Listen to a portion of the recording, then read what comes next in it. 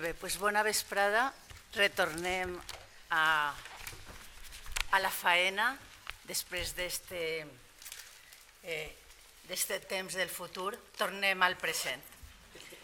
Molt bé, doncs tenim una mesa ara que complementa molt bé a la primera mesa de resultats d'investigació sobre què pensen els actors i les actrius socials respecte a la bretxa salarial i quines són les actuacions, les polítiques que pensen que són idònies per a combatir la bretxa salarial. Jo vaig a fer una presentació seguida de totes les persones que van a intervenir en la mesa per ordre d'intervenció. Vaig a presentar en primer lloc a Elvira Ródenas. Elvira Ródenas és actualment secretària de Política Institucional de la Comissió Executiva Nacional d'UGT País Valencià i responsable de l'àrea d'Igualtat. Ella és màster en Gènere i Polítiques d'Igualtat, el màster de l'Institut, en l'especialitat d'Agents d'Igualtat per la Universitat de València, actualment realitzant el projecte de final de màster, i també és màster de Prevenció en Riscos Laborals per la Universitat Politècnica de València. A més, únicament destacaré algunes coses interessants respecte a la seva situació en aquesta mesa. Va ser assessora del programa europeu NOW, de la iniciativa NOW, per a la creació d'empreses de dones en la Comunitat Valenciana, conjuntament amb l'Institut de la Dona de la Comunitat Valenciana, l'anterior Institut de la Dona. O sigui, fa molts anys que s'acaba de recuperar, fa uns mesos. Molt bé, Càndida Barroso, que tenim així, tinc així a la meva esquerra, és secretària confederal de la Dona i Polítiques d'Igualtat de la Confederació Sindical de Comissions Obreres del País Valencià. Ella és, a més de diplomada en infermeria, tècnica de prevenció de riscos laborals i també és màster en Gènere i Polítiques d'Igualtat entre dones i homes, però per la Universitat Rei Juan Carlos de Madrid. Va ser promotora de l'Escola de Dones Sindicalistes del País Valencià i, a més, participa com a membre dels Consells de la Dona de la Comunitat Valenciana, de l'Ajuntament de València, també de l'Ajuntament de Paterna i, a més, és la responsable de la dona, la representant de la dona de Comissions Obreres en la Coordinadora Feminista de València. Després, a continuació, també a la meva esquerra, està Cristina Moreno, que és directora general de Treball i Benestar Social de la Generalitat Valenciana. Ella és llicenciada en Econòmiques per la Universitat de València, és màster també en Sostenibilitat i Responsabilitat Social corporativa per la Universitat Jaume I, ha compatibilitzat la condició de funcionària de carrera en actiu amb la de diputada autonòmica fins al juliol del 2015 i en la 8a legislatura va ser presidenta de la Comissió d'Economia i Pressupostos de les Corts, ponent en totes les lleis de pressupostos de la Generalitat Valenciana, així com totes les lleis en matèria econòmica. Afiliada al PSOE des del 88, va ser membre del Comitè Nacional del PSPV-PSOE des del 2004 i també secretària d'Economia de la Comissió Executiva del PSPV-PSOE en el període 2008-2012. I finalment intervindrà Javier López. Javier López és el secretari general de la Confederació d'Organitzacions Empresarials de la Comunitat Valenciana, CIERVAL. Ell és llicenciat en Dret per la Universitat d'Alacant, és també màster en Prevenció de Riscos Laborals, a més de l'exercici com a advocat, ha estat professor en la Universitat d'Alacant, des del 2008 fins a l'actualitat és professor del Departament de Dret Mercantil de la Universitat d'Alacant i també ha sigut professor de Dret Laboral a la Universitat Miguel Hernández. I va ser l'any 95 iniciadors dels cursos Forcem a Alacant en el sector del metall. Bé, jo tinc que dir que estic encantada de presentar als ponents de la mesa perquè són amigues, excepte a Javier, que no he tingut el gust de conèixer-lo fins ara, són totes amigues de militància feminista i també de militància política, per tant estic encantada d'estar amb elles i crec que són les persones, les 4 ponents, les més idònies per a participar en esta taula rodona que ens donarà una visió des de la pràctica sindical, la pràctica d'organitzacions empresarials i també la pràctica política. O sigui que moltes gràcies a vosaltres i comencem donant la paraula a Elvira Rodenas, 7 minuts com en l'anterior taula. Gracias. Bueno, buenas tardes y gracias a aquellas y aquellos que habéis decidido volver después de la horchata, ¿no? Tengo que confesar que empiezo la mesa con un poco de miedo, porque visto la presión que ha sufrido la mesa anterior, cuando me quiera dar cuenta que empiezo a hablar, ya me están pasando la nota y eso os aseguro que te desconcentra. Con lo cual, cualquier cosa que omita o que diga y que queréis ampliar más, en la página web de la Unión General de Trabajadores podéis acceder a cualquier información con mucho más detalle. Como yo esperaba que la mesa anterior, muy interesante, tuviese un poco más de tiempo y pudiese hablaros de las cifras de la desigualdad salarial, evidentemente no me he planteado una intervención en esos términos, sobre todo después de que me dijeran que solo tenía 7 minutos. Con lo cual, os voy a explicar rápidamente, por eso voy así un poco, qué podemos hacer los agentes sociales, en este caso, para corregir esa desigualdad. En primer lugar, estamos llamados a ser los que principalmente, junto con los agentes económicos, podamos corregir esas desigualdades. ¿Cómo? A través de la negociación colectiva. Lo que pasa es que sí que es cierto que las distintas reformas laborales, especialmente la del 2012 que llevó a cabo el Partido Popular sin el acuerdo de los agentes sociales, ha hecho mucho daño a lo que es la negociación colectiva y la implantación de las medidas correctoras. En este sentido, yo quiero hacer especial hincapié en lo que significan los planes de igualdad en la empresa, que son instrumentos que muchas de vosotras y vosotros conocéis. A nosotros, desde el UGT, nos parece un magnífico instrumento para corregir todas las desigualdades en el ámbito laboral. Lo que sucede es que la Ley Orgánica de Igualdad Efectiva entre Mujeres y Hombres solamente contempla determinados supuestos de la implantación de esos planes. Como sabéis, empresas de más de 150 trabajadores, aquello que lo contempla un convenio colectivo, vuelve a la norma a llevarlos a los convenios colectivos. Y aquellas empresas que por una infracción en materia de género, la inspección, la autoridad laboral considere que tienen que desarrollar esos planes de igualdad. Entonces, el tema de la desigualdad salarial o de la brecha de género obedece a múltiples factores. Por eso el tratamiento de una manera transversal de lo que son las cuestiones relacionadas con el ámbito del empleo y el género en este caso dará lugar a una importante resultados. Para ello es importante que se contemplen medidas de acceso al empleo. Antes en las distintas transparencias habéis visto cómo en la sanidad y en la educación existe menos desigualdad salarial y eso no es otra cosa que el acceso al empleo y la función pública, como sabéis, se hace por razones objetivas, mérito y capacidad, con lo cual, de ahí, esa brecha que pueda suponer el acceso al empleo vendría a corregirse con, como decía, con un método objetivo de acceso al empleo.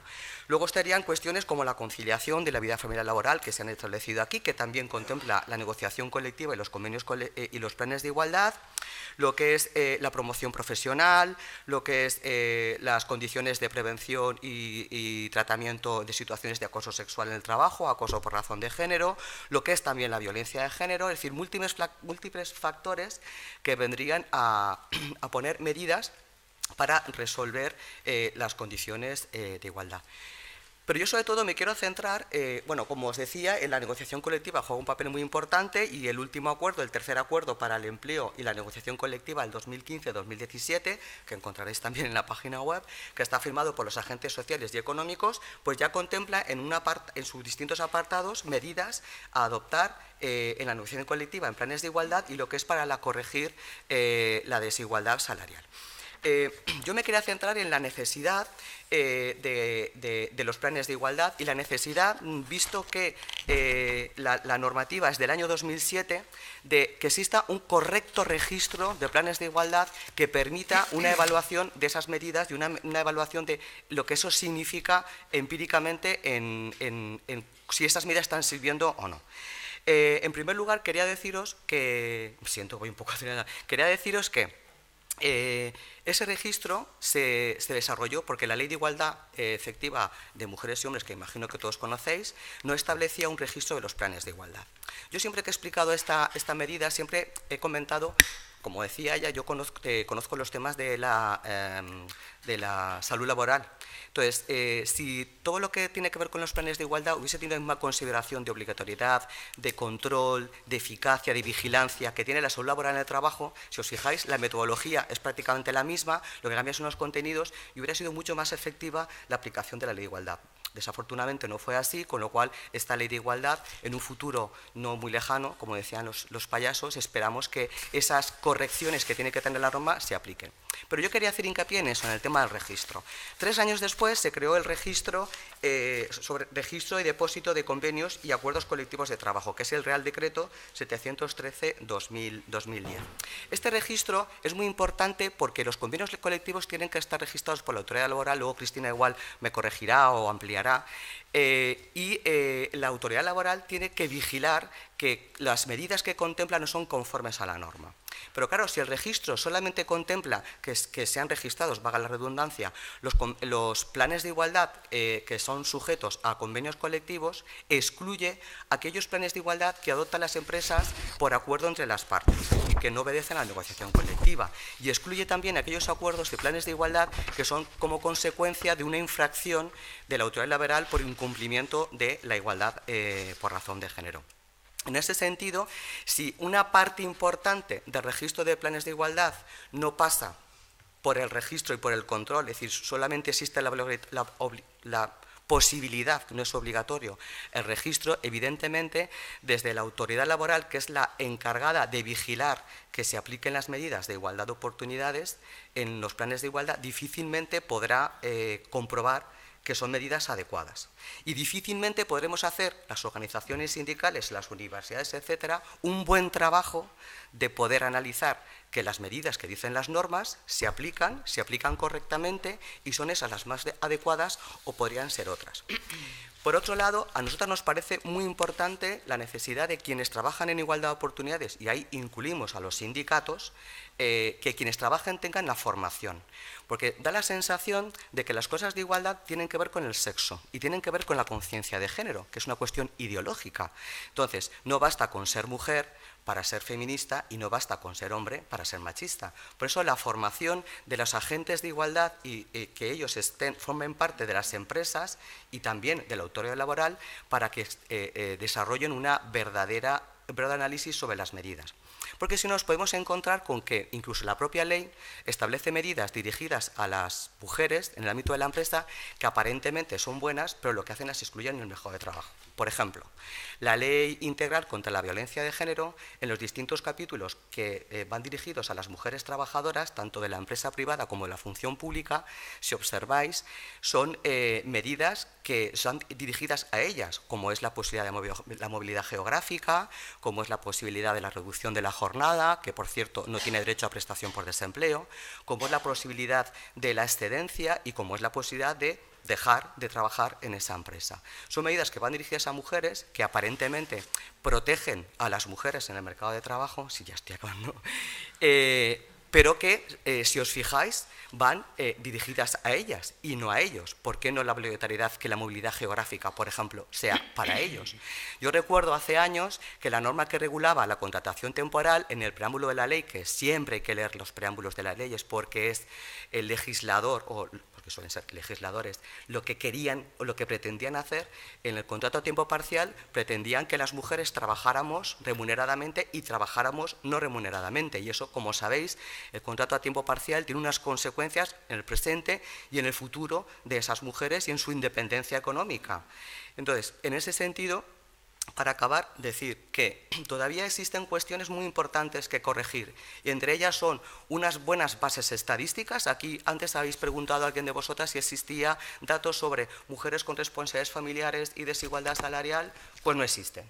Es decir, estadísticamente, si queréis hacer algún estudio o hacer algún trabajo, observaréis como en los últimos, desde la crisis, ha sido una verdadera vergüenza el tratamiento estadístico que ha hecho el Gobierno respecto a datos que nos pueden vislumbrar cómo es la aplicación de la norma. Entonces, un correcto tratamiento estadístico y una correcta vigilancia por parte de la autoridad laboral con personal cualificado de aquellas medidas que contemplan la negociación colectiva y los planes de igualdad. Y, por supuesto, una correcta formación y aplicación de los agentes, de los delegados y las delegadas de los sindicatos, para que en el ámbito de la negociación colectiva puedan defender con mucho más ahínco y conocimiento todas aquellas medidas que van a servir, en este caso, para corregir las desigualdades salariales. Muchísimas gracias. Lamento haber ido...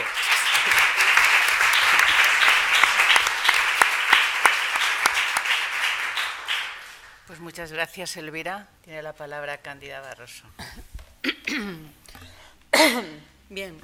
En primer lugar, los agradecimientos a la Unidad de Igualdad por habernos facilitado este intercambio de ideas, de trabajos y, bueno, de inquietudes que tenemos tanto la academia, que es importantísimo que se conceptualice qué es lo que está pasando y cómo está afectando, y por la parte que nos toca por comisiones, por estar aquí, comisiones obreras, estar aquí esta tarde. Bueno, aparte de las prisas y de las limitaciones del tiempo, coincido con lo que ha estado planteando Elvira con respecto a bueno, pues las consecuencias de la crisis, ¿no? Es cierto que las mujeres hemos sufrido unas brechas estructurales que se arraigan en lo largo de los tiempos, ¿no? en los tiempos de los tiempos, y que es bueno poner el acento qué es lo que está pasando, pero a mí, si me vais a permitir, voy a facilitar unos pequeños datos, porque también el sindicato, sabéis que, bueno, quienes estáis en la academia lo sabéis, en las universidades, ha habido una directiva, una orientación europea para analizar qué es lo que estaba pasando en las brechas salariales, y España ha sido un país donde se han invertido dineros europeos para analizar todo lo que estaba pasando.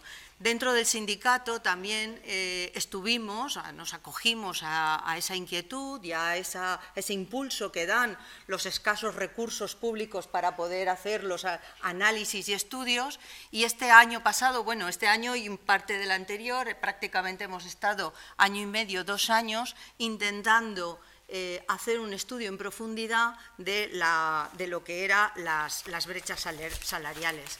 Ya tenemos editado el libro, que ha sido aquí, que está también colgado en la página web a disposición de todo el mundo.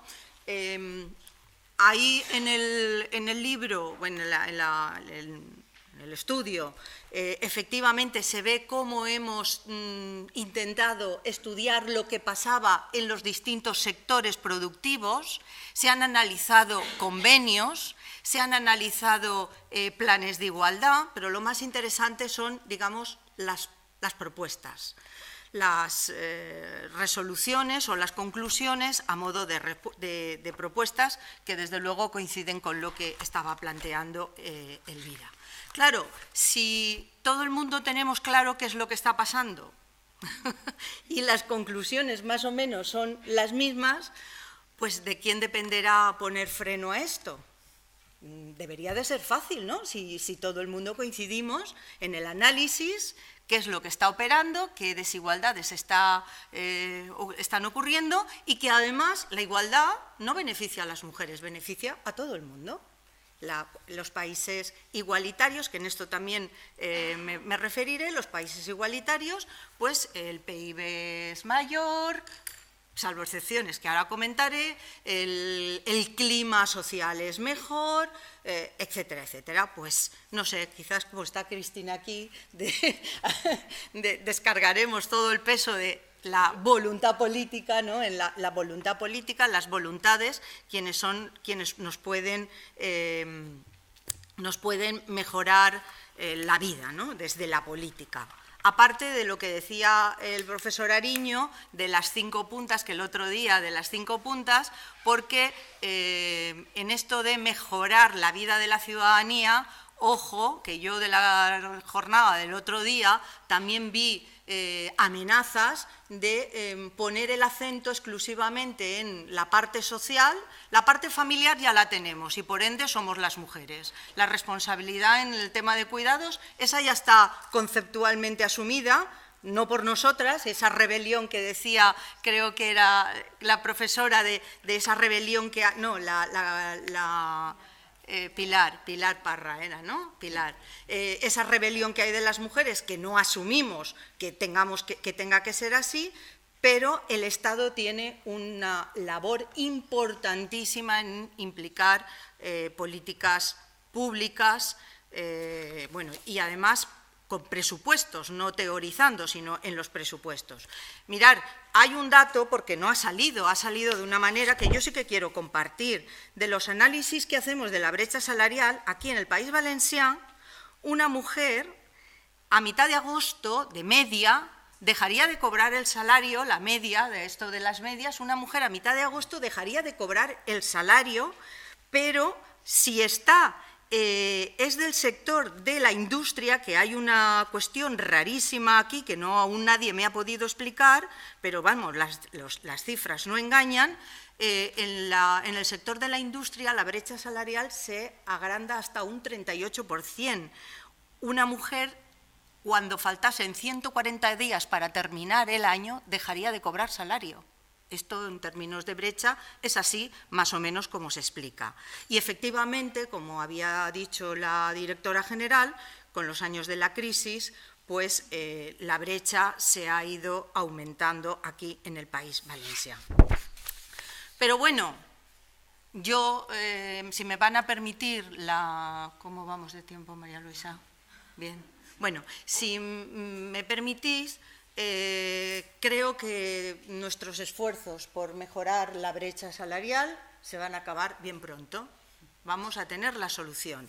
Y la solución nos la va a dar este señor, desgraciadamente, el señor Rosell.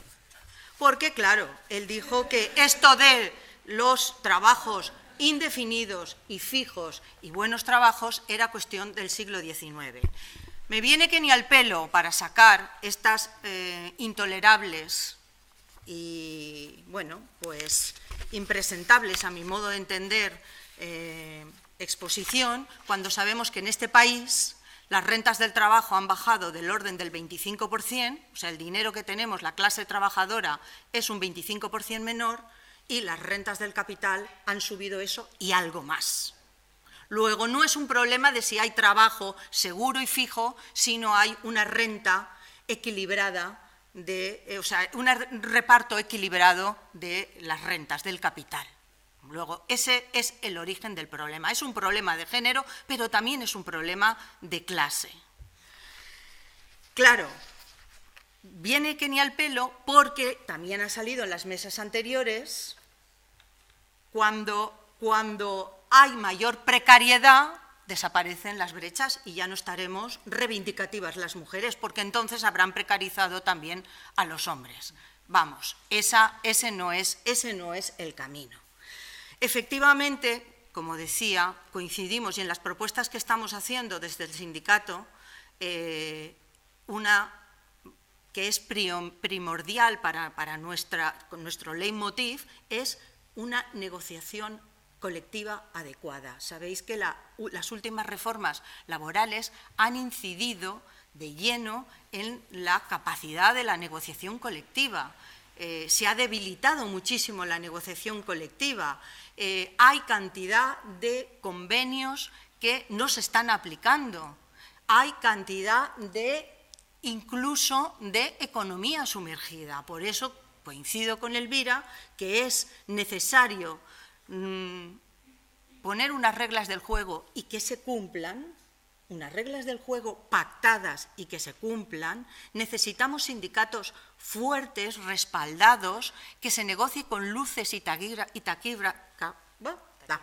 taquígrafos, no pase como el último acuerdo de negociación colectiva que hubo, que pactado en febrero, en marzo tuvimos ya reforma laboral y fue papel mojado todo lo que se había pactado. Y además necesitamos efectivamente que se cumplan las normas, que hayan normas claras y que la Inspección de Trabajo, quienes tienen la competencia de vigilar y sancionar, hagan lo que tienen que hacer. Por supuesto, de las propuestas que hacemos, de la batería de propuestas, yo quiero resaltar en la de la corresponsabilidad.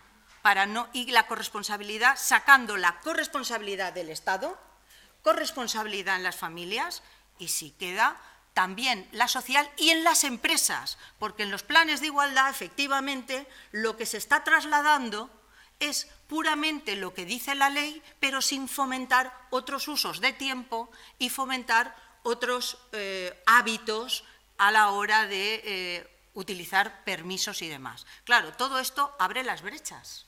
Todo esto es lo que nos pone en una posición de inferioridad a optar a puestos de responsabilidad, si se está en la academia a estudiar fuera, a hacer cursos fuera o asumir responsabilidades. Entre otras cosas, lo decía también antes en la entrevista, porque es incompatible, es incompatible una vida sostenible, una vida en la que las personas, el trabajo, la familia, el ámbito del ocio esté en equilibrio cuando tenemos leyes neoliberales, por ejemplo, la liberalización de los horarios comerciales. No podemos querer tener una vida acomodada, una vida que nos permita conciliar, pero hayan trabajadoras y trabajadores, y sobre todo trabajadoras, expuestas a la liberalización del mercado. Entonces, bueno, me ha dicho ya María Luisa que estoy ya a 0. Voy a terminar, sin antes decir que efectivamente, si luego hay alguna aclaración, alguna pregunta, la haré, y que el resto de un poco todo lo que estoy hablando está colgado en la página web a vuestra disposición.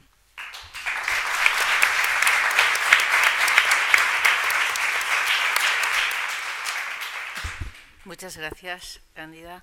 Cristina tiene la palabra. Pues muchas gracias. En principio, evidentemente, también empezar con los agradecimientos. En mi caso, yo quiero hacer un triple agradecimiento. En primer lugar, bueno, pues como miembro de un gobierno que todavía nos gusta hablar del nuevo gobierno, pues aunque me consta que ha venido la directora general y supongo que habrá explicado alguna de las medidas que se están tomando, yo creo que sí que agradecer que se nos permita en un foro poner en valor que este nuevo gobierno entiende que la igualdad no es un apéndice de la acción del gobierno, sino que es una parte fundamental e intrínseca en todas las actuaciones y que las implementan las políticas públicas. Un agradecimiento personal también, porque bueno, yo creo que yo me declaro feminista activa, pero cada vez más pasiva, en tanto que te dedicas a miles de cosas y no puedes tener el placer que yo estoy teniendo hoy de esta tarde de poder hablar, oír y aprender de tanta gente que sabe tanto y que tiene tanto que añadir. Y bueno, y una tercera más personal, porque bueno, me llevo 2 premios, que estoy encantada de ellos, y que me sirven también porque uno me lo han dado por ser directora general, eso no tiene mérito porque te nombran y bueno, pues lo eres y ya está. Pero el otro me lo han dado porque he dicho que yo cobraba igual que mis compañeros. Y efectivamente, yo creo que ese puede ser el motivo un poco para iniciar la charla de hoy, ¿no? Efectivamente, existen unas leyes, existe una Constitución que nos dice que todos los españoles somos iguales ante la ley, y en la legislación, en la pública y en la privada, donde nadie puede cobrar distinto que a igual trabajo, igual salario. Y también dice la ley, aunque no se ejecute, lo de igual valor de lo trabajado, igual salario. Por tanto, deberíamos haber levantado todas la mano, ¿no? Pero bueno, quizá era porque estaba yo en primera fila, o quizá no, quizá es porque es verdad y es una realidad esa brecha salarial de la que estamos todos hablando, todos y todas, de la que hoy se ha puesto en evidencia que no es una brecha salarial, la propia nombre de las jornadas, las brechas, pues efectivamente es algo muy complejo en el que se habla de la conciliación de vida personal. Me ha encantado, no he podido oír la ponencia, pero me ha encantado esos 3 argumentos que ha utilizado Capitolina sobre los cuidados ejecutados subyacentes y las alertas, que es decir, esto nos añade mucho más, pero es una realidad. Eso se tiene en cuenta a la hora de ver el salario, como se ha visto, la corresponsabilidad, la igualdad de oportunidades desde el inicio, desde la formación. Efectivamente, la complejidad de la problemática es lo que nos lleva muchas veces, todos los días, en el día a día, a decir, esto es un problema muy complejo. Y como es un problema muy complejo, de muy difícil solución. Y como es de muy difícil solución, pues automáticamente hemos pasado, estamos hablando de otra cosa y ahí nos quedamos. Un poco lo que se ha comentado ya hasta ahora. Esa es la realidad y yo creo que, y como tenemos poco tiempo, lo que tenemos que empezar es intentar ver cómo tenemos que hacer. Se ha analizado, es evidente, los estudios cualitativos están ahí, los estudios cuantitativos están ahí, las medias siempre son medias, pero la realidad la conocemos y la vivimos todos y todas, y por tanto lo que tenemos que empezar es a actuar de una forma pues compleja, como es el problema. Es decir, actuando en todos los ámbitos. Tenemos que actuar sobre las discriminaciones directas, pero también sobre las indirectas, y para eso tenemos que buscar cuáles son esas discriminaciones, sobre todo lo que son las desigualdades internas del propio mercado, sobre los estereotipos, evidentemente, de género. También hay que actuar sobre la propia cultura empresarial, esas prácticas de gestión empresarial que se hablaban antes, que evidentemente también están cargadas de roles que tenemos que ir cambiando. Sobre toda esa complejidad tenemos que actuar y tenemos que empezar a hacerlo. Hombre, ya me gustaría a mí que todo lo pudiera hacer el gobierno, ¿no? Y además un gobierno autonómico. Ojalá. En la parte que a mí me toca quizá fuese más trabajo, pero podríamos avanzar. La complejidad hace que tendrán que ser muchos los actores que participen en ello, pero evidentemente tenemos que empezar a pensar que hay 2 tipos de actuaciones claras. Una, la actuación sancionadora, porque si hay una ley, la Constitución y sobre ella todas las demás, que habla de igualdad y que exige igualdad, habrá que perseguir al que primero detectar el incumplimiento, pero una vez detectado perseguirlo y sancionarlo. Y eso sí que es una función directa y clara de la autoridad laboral y de la administración, y obviamente también ir descubriendo cuáles son las medidas específicas, las políticas activas específicas para fomentar las buenas prácticas que vayan reduciendo esa complejidad para ir cada vez que haya menos problema. Bueno, pues como tenemos poco tiempo y estamos hablando de que la complejidad no hay que esconderse detrás de la complejidad, sino empezar a actuar, yo lo que había pensado era centrar mi intervención en qué es lo que se está haciendo, qué es lo que puede hacer la autoridad laboral. La autoridad laboral en este caso, y hablo de la mía, que es la autoridad laboral autonómica, tenemos unas competencias de unas cosas y otras no, ¿qué es lo que puede hacer para intentar atajar ese tipo de brecha? Hablaba Elvira antes de los convenios colectivos y la actuación de la autoridad laboral.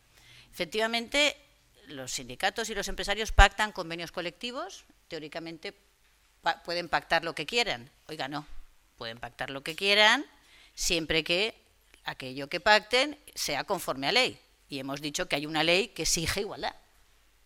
Por tanto, cuando la administración autonómica, en este caso, cuando la autoridad laboral ejerce su papel, que es de control de legalidad, ¿qué tenemos que hacer? ¿Qué os digo yo que ahora ya se hace y se hace de una forma activa?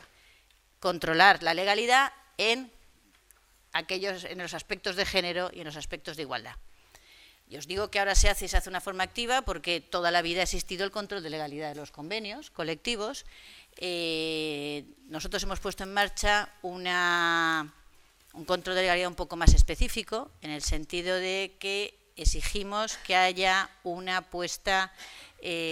informe de la inspección, que no es preceptivo, no haría falta que se pidiera, pero nosotros lo estamos pidiendo porque entendemos que esa es la fórmula para que el funcionario y la funcionaria que tiene que elevar ese informe sobre si es o no legal el convenio colectivo esté apoyado con un asesoramiento. Y le hemos pedido a la Inspección de Trabajo que haga un especial hincapié en los temas de igualdad. Eso hace que a veces las partes que han pactado el convenio, pues a veces nos protestan un poco. Oye, que está tardando mucho, ¿por qué tarda en publicarse? Tardar, tampoco os penséis que estamos pensando en tardar meses y tal, de tardar un poco más de lo habitual, pero creemos que vale la pena porque esa es una vía de romper lo que hasta ahora se hacía. Porque, como bien decía Elvira, hay cosas que hay que pararse a pensar. Hay temas donde lo que parece que puede ser en beneficio para la mujer, lo que está siendo es discriminatorio.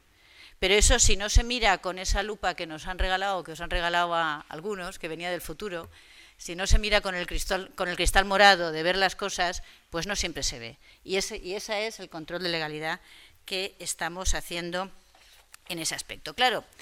Uy, ya son 2 minutos, bueno, pues sí. Ahora vengo yo lo del payaso, ya son 2 minutos. Bueno, pues voy más rápido.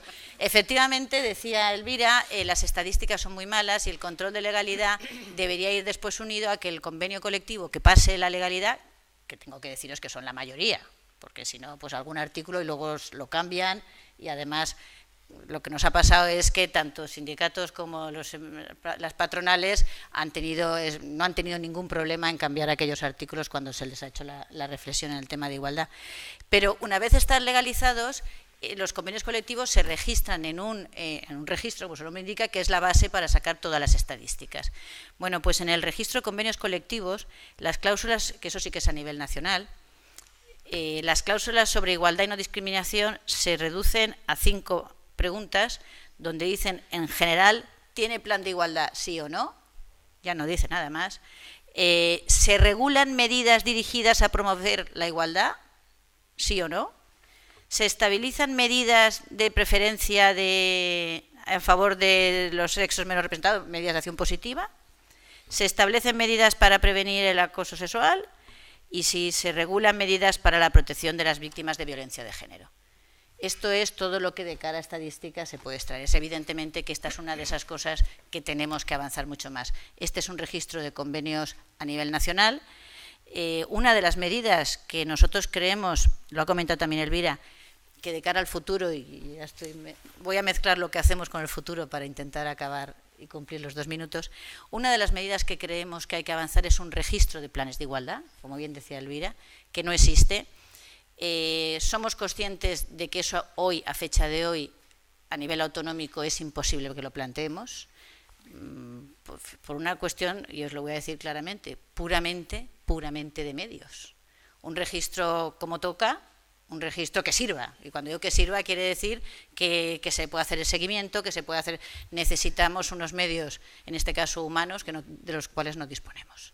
Lo cual no quita que lo tenemos en la lista, que pensamos que es necesario y que vamos a apostar también para incluirlo en las demandas constantes, porque no solamente tendríamos que hacerlo a nivel autonómico, sino tendríamos que hacerlo también a nivel nacional. Por tanto, es de esas cosas que no podemos comprometernos a ponerlo ya, porque no os voy a contar esto de la financiación, que sabéis todos cómo estamos, pero sí que es verdad que es un tema que se deberá hacer, porque eso sí que nos ayudará mucho a muchas cosas más. Os hablaba antes de las sanciones administrativas. La inspección de trabajo no depende de la comunidad autónoma, la inspección de trabajo depende del Ministerio de Trabajo, pero en tanto que tenemos competencias compartidas, la inspección de trabajo se dedica a inspeccionar la parte de Hacienda, la parte de Seguridad Social, pero también la parte de relaciones laborales y prevención de riesgos. Relaciones laborales y prevención de riesgos que ejecutan y que son competencias autonómicas. En ese sentido, el plan de actuación de la Inspección de Trabajo, el plan de actuación se pacta desde el nivel autonómico y hemos también incidido en las actuaciones para que la inspección actúe frente a la discriminación en el acceso al empleo. Hemos sancionado ya por actuaciones, sobre todo de promoción sexista. El Castellón hace poco, no sé si os acordáis, un anuncio donde pedían una talla 36. Bueno, pues ya ha tenido su correspondiente sanción. Bueno, no os voy a leer porque ya estoy sin tiempo. Hemos priorizado las actuaciones de la inspección en materia de igualdad.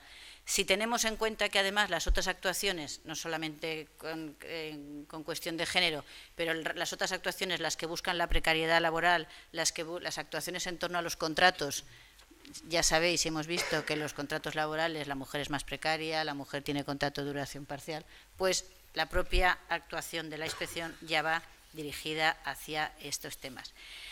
Bueno, ya no tengo tiempo, la verdad es que esto del papel sí que yo suelo controlar bastante el tiempo, pero aún así, en este caso, yo termino. Quedan pendientes muchas cosas por hacer, pero yo creo que sí que sería básico que se empezara a pensar, y esto es a nivel nacional, no a nivel autonómico, empezar a pensar una ley de igualdad salarial. Porque si en este país las cosas cambiaron y mucho con la ley de igualdad, una ley que asuma esa complejidad de factores, que los plantee, que en la medida de lo posible ponga negro sobre blanco todo tipo de actuaciones, facilitará mucho aquello que en teoría está prohibido, que en teoría todos cobramos lo mismo, esto que me he ganado yo deberíamos haberlo levantado todos, pero que en la práctica se reducen a las cifras que hemos conocido y que son totalmente inasumibles. Termino ya y sigo para la siguiente, nada más.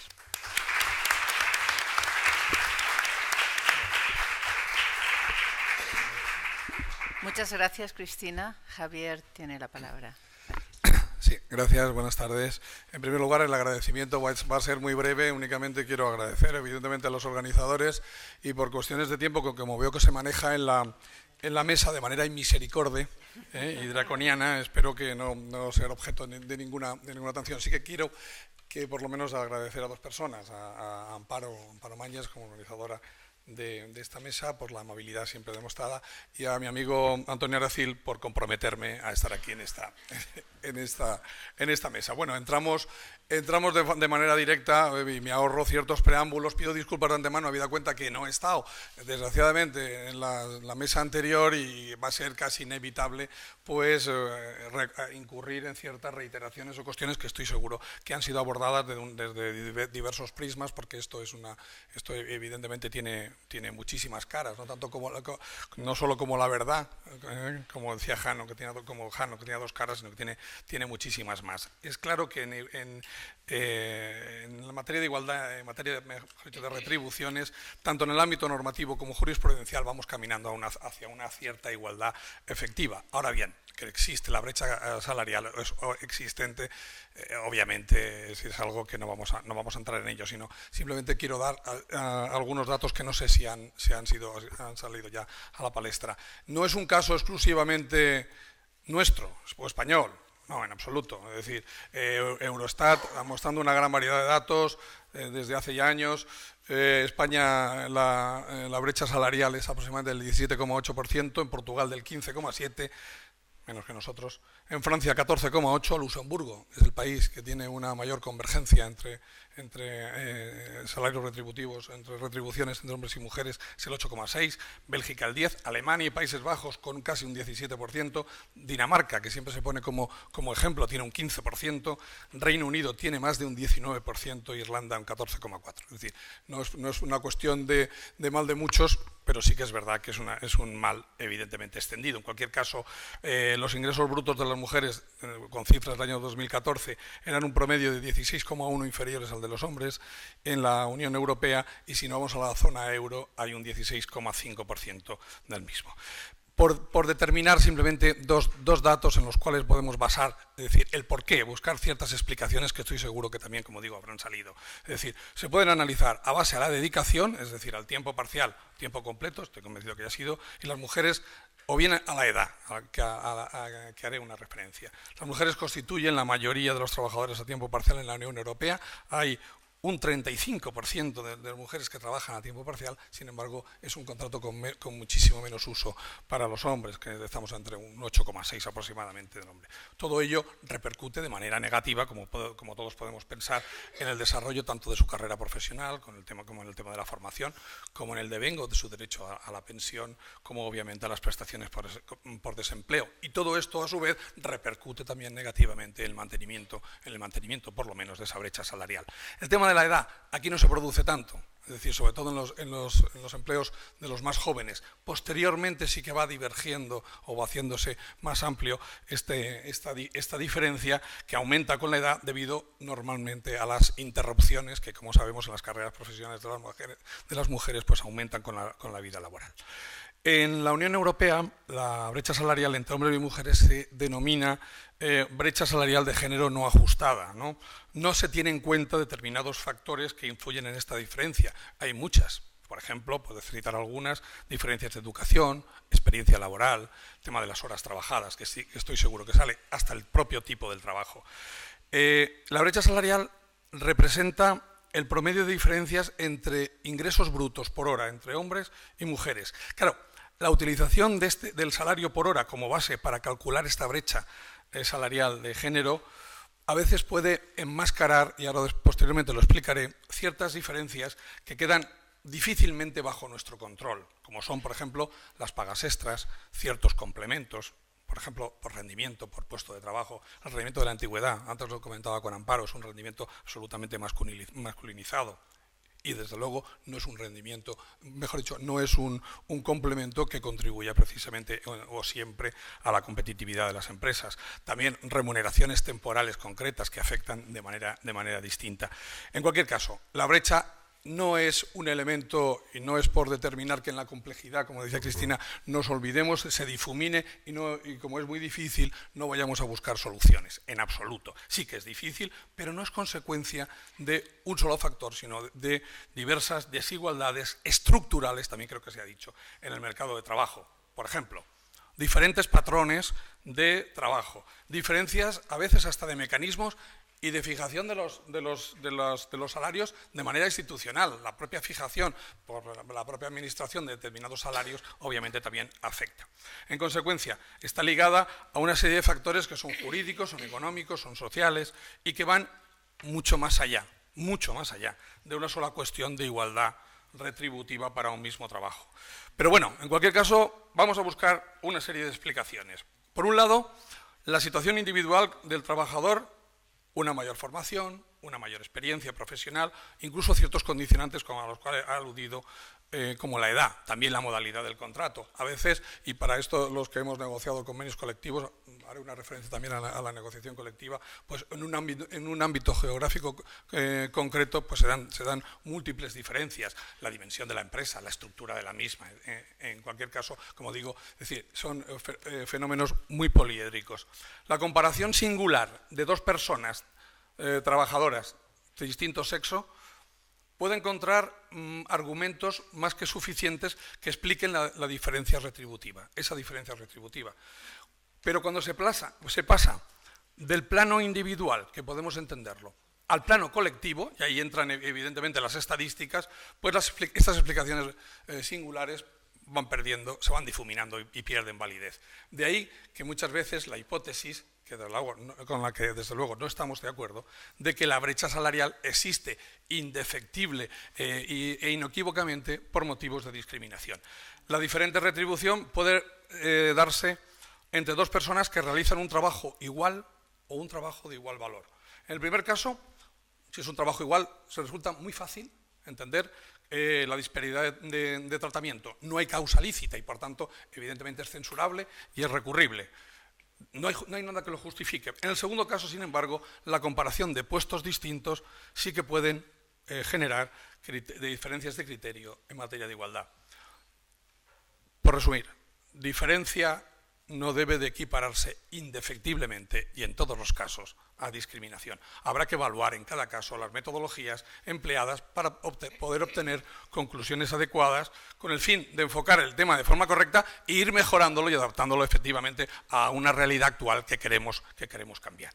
Como ya me están determinando ya el tiempo, la brecha salarial que decía que dos personas, sean hombres o mujeres, tengan distinto salario, no significa indefectiblemente, como decía, que una de ellas esté siendo discriminada. Ahora bien, puede existir elementos individuales que justifiquen. Cuando esto pasa de una explicación de forma sencilla a un nivel macro, la explicación ya es mucho más complicada. Se ha dicho la importancia de la negociación colectiva. ¿Qué voy a decir? Obviamente hemos creído y hemos apostado siempre y seguimos haciéndolo por el diálogo social. La negociación colectiva debe jugar un papel importantísimo en este sentido y también en los planes de igualdad. Simplemente algunos datos de un reciente estudio publicado por el CES, que además nuestra directora general de trabajo favorita, que tengo a mi lado, presentó.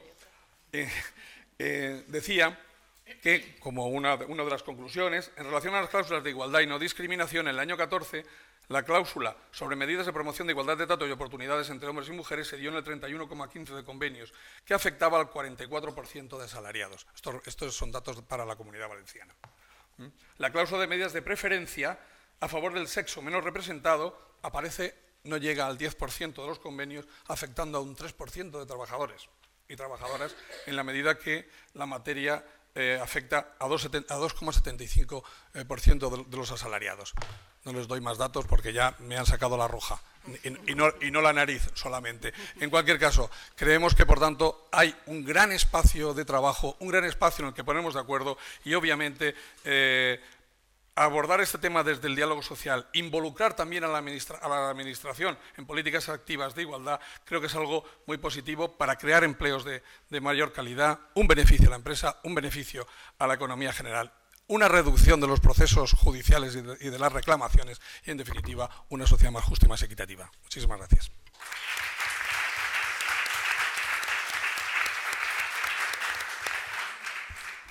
Bueno, pues muchas gracias a todas las ponentes y los ponentes. ¿Tenemos tiempo para...? No, porque vamos fuera de horario. Bueno, ¿alguna intervención rápida? Sí, por favor.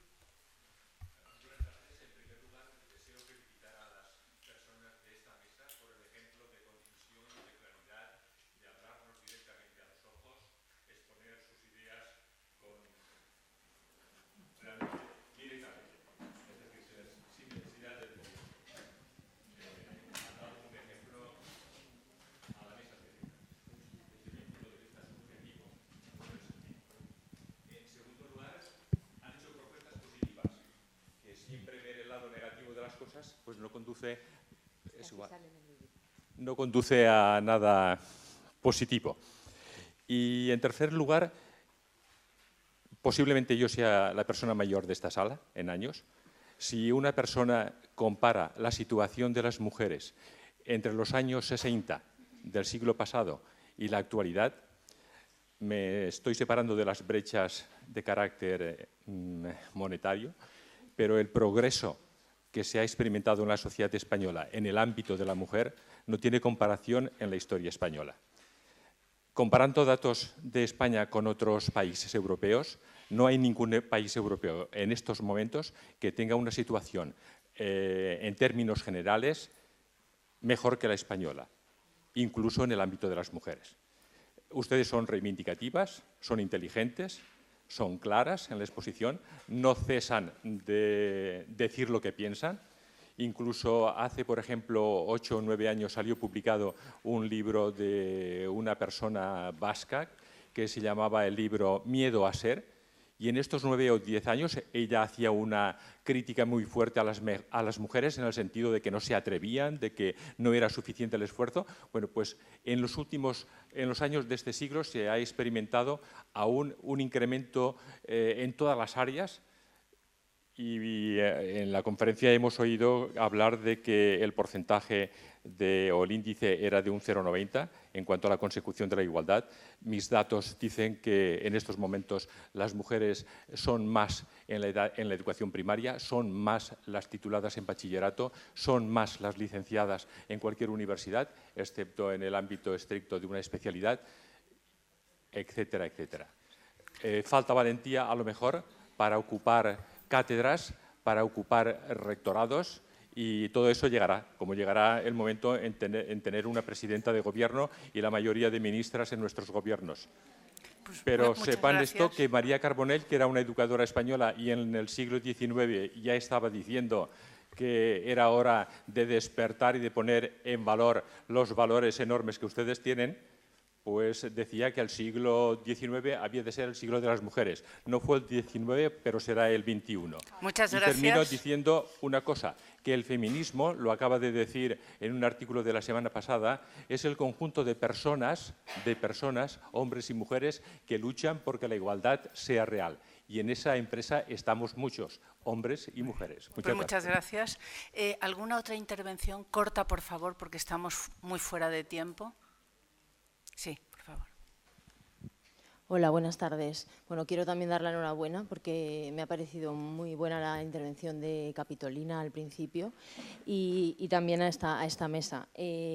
Bueno, yo soy más joven que este señor que acaba de hablar, pero sí que estoy cansada de tener que seguir esperando a que los derechos sean reales y efectivos, ¿no? Parece que siempre tengamos que seguir dando las gracias por estos avances y cuando los avances son tan entre comillas que, bueno, agradecemos no estar como estábamos en el siglo pasado, ¿no?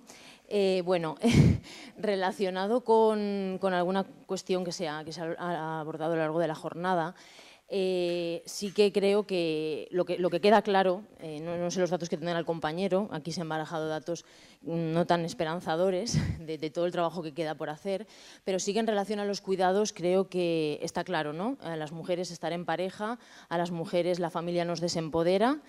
Está claro que tenemos todo el peso de la socialización, ¿no? el cómo nos educan para ser para los demás, cómo el sistema es tan perverso de que encima luego nos sentimos culpables. El trabajo nos sobra a las mujeres, lo que queremos es empleo.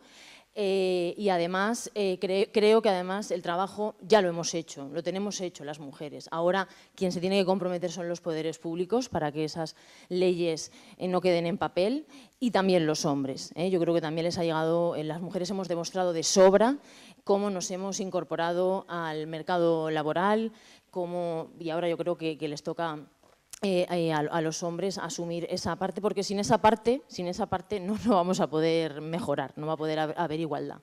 Así que, bueno, nada, agradecer y nada, que tenemos que seguir. Muy bien, muchas gracias. Si la mesa quiere contestar. Yo un poco compartirlo. Yo me acuerdo cuando yo tenía 20 y pocos años y iba y aprendía de las grandes maestras feministas, pues siempre me parecía aquello de que, hombre, venimos de la dictadura, nuestras madres no tenían formación, no les dejaban ir ni al banco, no podían abrir una cuenta corriente. Esto, la formación ayudará mucho, nos formamos, bueno, todas estas cosas que nos decían, que nos decíamos y que nos creíamos. Micro.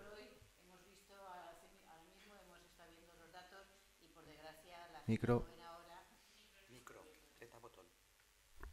La gente joven ahora, que es hija de padres y madres de la democracia, o por lo menos adultos que han estudiado o no, que han trabajado las madres o no, bueno, pues tenemos que seguimos peleando. Yo sí creo que es el momento de los poderes públicos, lo he dicho. Creo que se avanzó con la ley y se tiene que avanzar con otra ley que regule esto. También digo que la ley de igualdad se consiguió gracias al movimiento feminista y a las mujeres. Por tanto, las mujeres tenemos que seguir trabajando.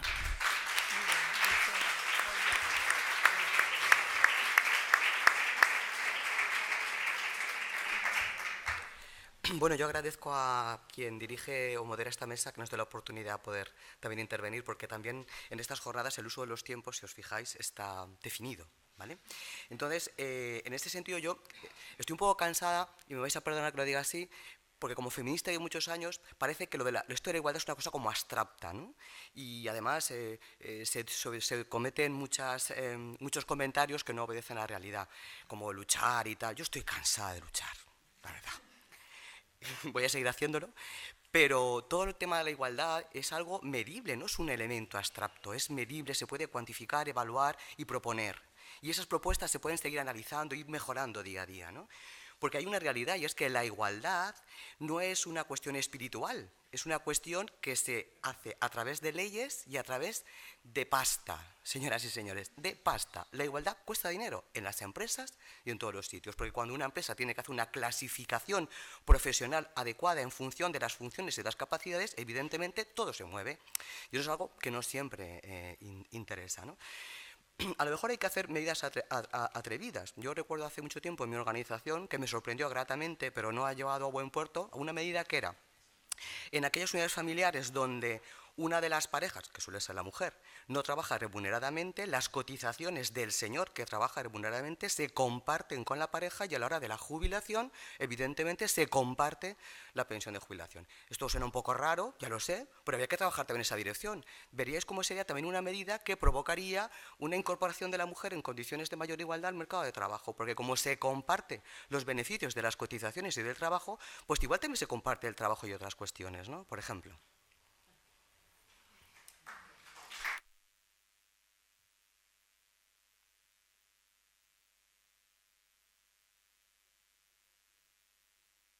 tiempo. Muchas gracias por la participación y pasamos a lo siguiente.